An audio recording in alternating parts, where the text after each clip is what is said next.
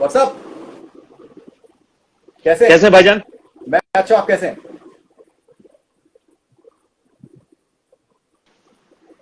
Hello hello hello. Hello, I can hear you हाँ as जी well, भाई, I can see you as well. आप बताइए कैसे हैं आप? मैं अच्छा, आप कैसे हैं? बस बस दुआएं हैं भाईजान। घर पे है सुरक्षित है। हाँ नहीं, वो आई थिंक इस साल का तो आई थिंक यही मोटो है कि आई सुरक्षित नो रहें। I know. एंड सो मैंने आपको प्रोमो मैंने देखा पाताल लोक का, जयदीप, एंड जी भाई। एज ऑलवेज मुझे बहुत खुशी हुई कि आप कमाल का, आप हमेशा काम करते ही हैं। थैंक यू भाई। एंड इसमें भी कुछ अलग सा आपने कुछ करने की कोशिश करी है, एंड यूर अ जी mainstay of the show. Thank you. कैसा कैसा तजुर्बा आपका रहा इस शो में पार्टिसिपेट करने का? बहुत अच्छा भाई। जैसे कि अब मैं बताता हूँ कि मुझे राइटिंग जो है ना वो बहुत प्रभावित करती है। अच्छी राइटिंग जो है ना राइट। वो बहुत सही लगता है। तो जब सुदीप सर ने कहानी एक बेसिक सुनाने के बजाय उन्होंने बोला कि आप एक बार 2 या 3 एपिसोड पढ़ लो, राइट। उसके बाद आपको लगे कि कंटिन्यू करना चाहते हो तो बहुत अच्छी बात है। तो मैं 3 लेके राइट। आया तो पढ़े। अब मुझे ये हो गया कि मैं रात को ही फोन करूं या सुबह लूं जाके। तो अगले दिन मैंने वो सारे एपिसोड पढ़े और मैं रुक नहीं पाया। उसके बाद मुझे लगा कि यार ये मुझे करना है। तो आप बताओ मुझे क्या करना पड़ेगा इसके लिए। तो बस हाँ, शायद उनको भी लग रहा था कि मैं कर पाऊंगा। तो फिर पूरी राइट। टीम जो है वो क्लीन स्लेट की, और सुदीप सर और बाकी जो लोग हैं सबने मिलकर उसको फाइनल किया और फिर एक जर्नी शुरू हुई पाताल लोक की। Right. Okay, and so interesting चीज जो मुझे पर्सनली प्रोमो में जो मुझे लगी वो ये था कि दैट आई थिंक कोई भी कहानी अगर उसके अंदर एक अनप्रिडिक्टेबिलिटी हो, वो आपको सरप्राइज करे, आपको झिंझोड़े, और आपको कुछ हम्म। कुछ एक ऐसा एक्सपीरियंस हो जो कि आप एक्सपेक्ट नहीं कर रहे हो, तो I think that's always fascinating. और यस वो यस। आज के दौर में इस वजह से भी जरूरी है बिकॉज इतना ज्यादा कंटेंट है हमारे सामने, जी दैट इतने सारे ओटीटी प्लेटफॉर्म्स हैं, और हर कोई ये कह रहा है कि हम कुछ अलग करने की कोशिश कर रहे हैं।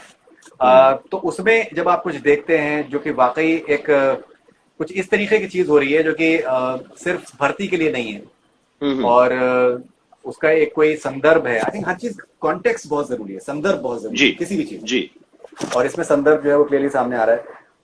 तो वो उसमें पर्सनली मतलब I can say that I am looking forward to watching this series. Thank you भाई, I can thank you. Surely और से दैट, मुझे एंड लगता है कि आप सही कह रहे हो। जैसे आप कह रहे हो ना कि ये क्या होता है ना कि ओटीटी पे हमें टाइम काफी मिलता है।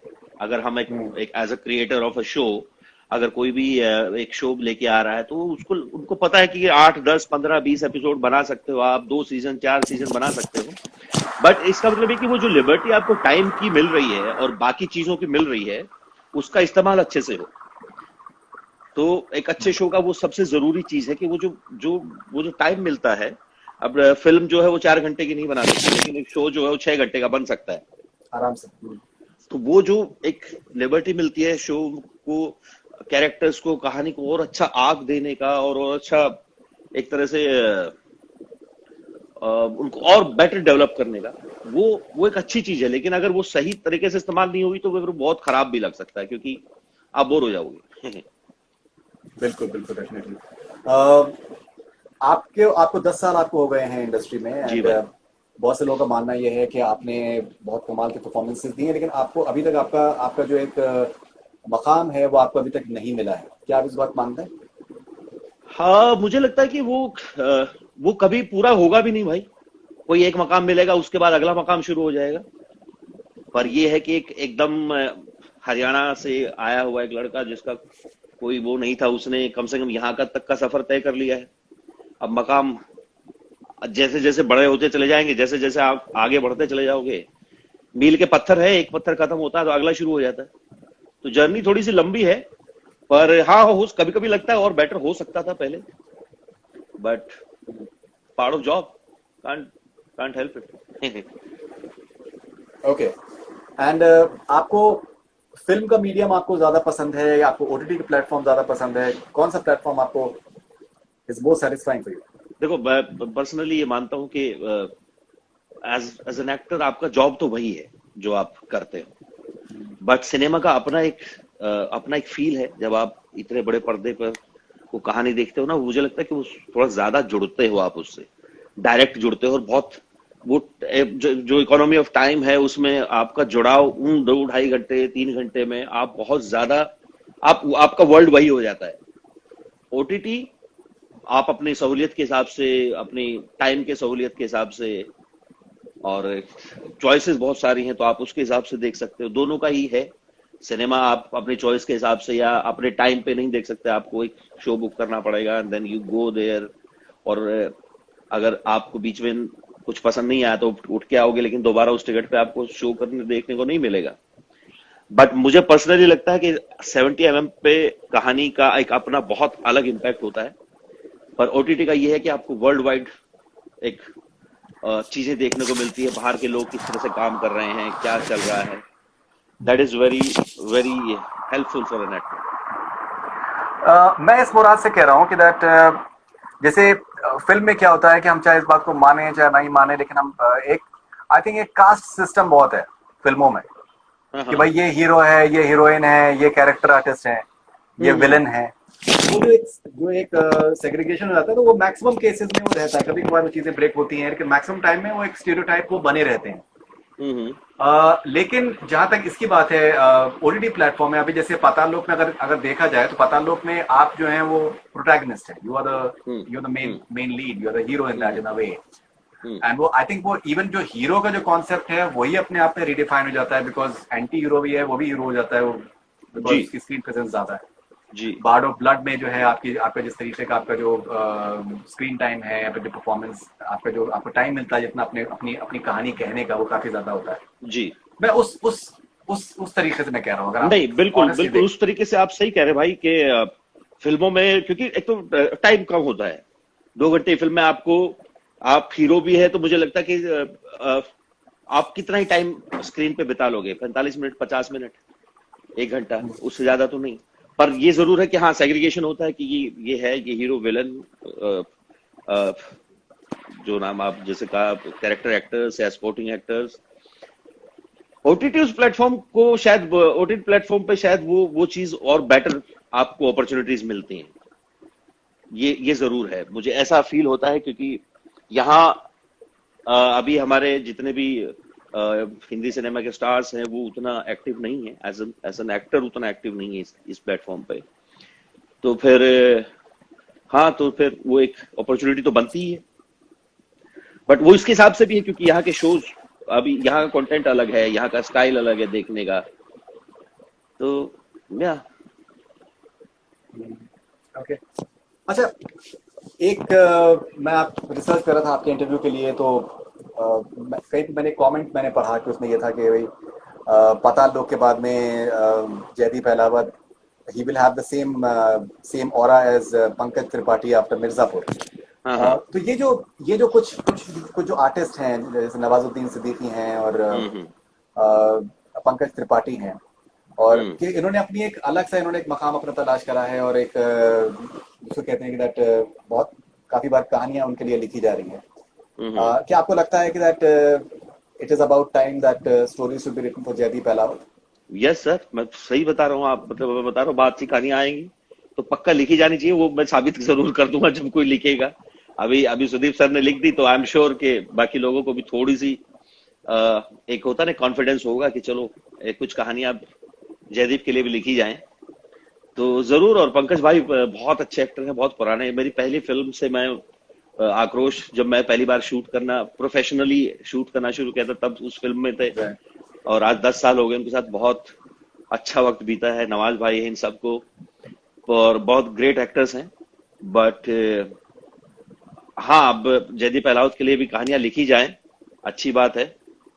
मौकाम और भी हासिल है करने के लिए अभी। और एक और एक्टर जो कि आई थिंक कह सकते हैं कि जिन्होंने जिनको कि स्लॉट करना बड़ा मुश्किल था, वो इरफान खान थे, जिनका भी जी। इंतकाल हो गया कुछ टाइम पहले।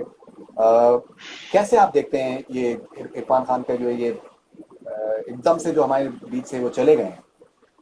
बहुत से लोगों से मेरी बात हो रही है, वो कह रहे हैं कि उनके बारे में पास्ट टेंस में बात करने का दिल ही नहीं चाह रहा। सही कह रहे हो आप।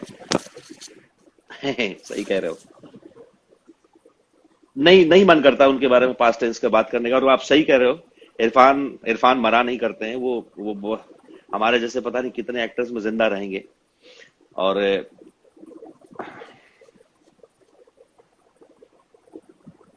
पता नहीं सर, वो बहुत ज्यादा आत्माओं को छू के निकले हैं, और अब उस स्पेस को तो कोई भर नहीं सकता। सॉरी, मैं सवाल ही भूल गया। उनका याद आ जाता ना तो वो चेहरा एकदम ऐसा उभर के आता है सामने। आप एक दो इमोशनल चार हो गए बार मुझे उनसे लग रहा है मिलने का कुछ। सौभाग्य मिला था, तो बहुत लंबी लंबी बातें हुई थी तो।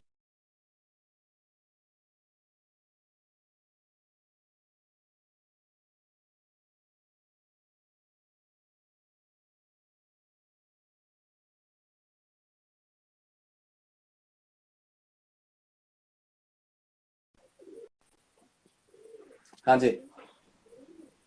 हाँ जी, सॉरी, नेटवर्क बीच में स्लो हो गया था। नहीं, मेरे घर में एक्चुअली लाइट चली गई है। ओ, So, मैं बॉम्बे वाईफाई में पे, लाइट। हाँ ना। यस। मैं अभी 4G कोई पे नहीं, मैं कोई आया नहीं। हूँ। ऑलराइट, सो या सो आई कैन अंडरस्टैंड कि उन्होंने बहुत से उन्होंने दिलों को छुआ बहुत से। और एक तो बहुत जी इंटरेस्टिंग चीज ये थी कि आई थिंक क्या आपको मैं आपसे जानना चाहूंगा कि बहुत ही कमाल के कलाकार थे हिंदुस्तान और हिंदुस्तान से बाहर सब जगह पे उन्होंने उन्होंने बहुत ही कमाल का उन्होंने काम किया, बट एट द सेम जी। टाइम जो उनके उनके जो व्यूज थे, जो उनकी सोच थी, हम्म। आई थिंक उनकी सोच कमाल की थी।